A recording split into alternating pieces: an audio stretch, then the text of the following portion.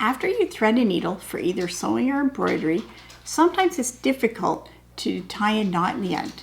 Today I'm going to show you how to do a perfect knot every time.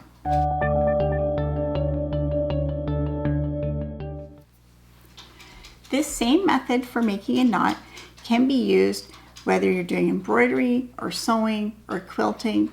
I have heard it called a quilter's knot, but I use it in any kind of stitching.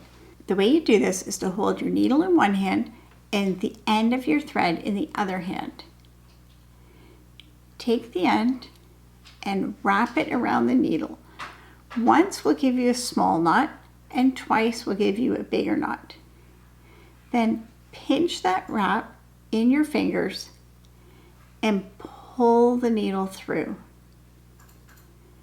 When it's pulled through, there's a knot right at the end of the fabric. I'll show you that again. So here's the needle and the end of the thread.